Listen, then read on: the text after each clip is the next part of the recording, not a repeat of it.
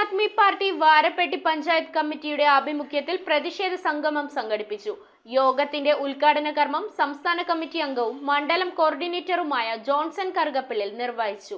Aam Aadmi party Varappetty panchayat കമ്മിറ്റിയുടെ നേതൃത്വത്തിൽ KSEBിയുടെ കഴുത്തറപ്പൻ കൊള്ളക്കെതിരെ വാരപ്പെട്ടി കവലയിൽ പ്രതിഷേധ സംഗമം നടത്തി.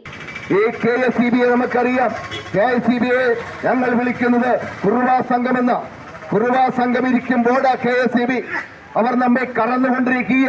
ചിലപ്പോൾ അവർ കറവ സംഘമായി മാറും, ചിലപ്പോൾ അവർ കാട്ടുകൊള്ള സംഘമായി മാറും. ആം ആദ്മി പാർട്ടിക്ക് അഭിമാനത്തോടെ പറയാൻ കഴിയും, ഞങ്ങൾ അഴിമതിക്ക് കൂട്ടുനിൽക്കുന്നവരല്ല, ഞങ്ങൾ അനീതിക്ക് കൂട്ടുനിൽക്കുന്നവരല്ല. ഇത് പറയാൻ കാരണം ഇത്തരത്തിൽ അഴിമതിയും അക്രമവും അനീതിയും തുടച്ചു നീക്കി സൽഭരണം കാഴ്ചവെച്ച സ്റ്റേറ്റുകളാണ് ഡൽഹിയും പഞ്ചാബും.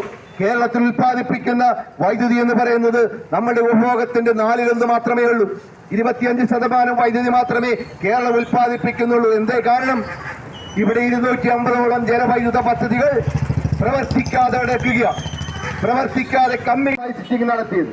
ആം ആദ്മി പാർട്ടി സംസ്ഥാന കമ്മിറ്റി അംഗവും മണ്ഡലം കോർഡിനേറ്ററുമായ ജോൺസൺ കറുകപ്പിള്ളിൽ യോഗം ഉദ്ഘാടനം ചെയ്തു. KSEB കേരള ജനതയെ കൊള്ളയടിക്കുന്ന സംഘമായി മാറിയിരിക്കുകയാണെന്നും വൈദ്യുതി ചാർജ് വർധനവിലൂടെ സർക്കാർ പൊതുജനത്തെ വെല്ലുവിളിക്കുകയുമാണെന്നും അദ്ദേഹം പറഞ്ഞു. റെഗുലേറ്ററി കമ്മീഷൻ 4-5 മാസങ്ങൾക്ക് മുമ്പ് സംസ്ഥാന മന്ത്രിസഭയ്ക്ക് കൊടുത്തതാണ് കറന്റ് ചാർജ് വർധനവിനെ കുറിച്ച്. കറന്റ് ചാർജ് വർദ്ധിപ്പിക്കണമെന്ന ലിസ്റ്റ്. ഈ ലിസ്റ്റ് കണ്ട് നമ്മളുടെ പ്രതിപക്ഷം ഒരു നിയമസഭയിലോ പൊതുജനങ്ങളുടെ ഇടയിലോ ഒന്നും ജനങ്ങൾക്ക് വേണ്ടി സംസാരിച്ചിട്ടില്ല.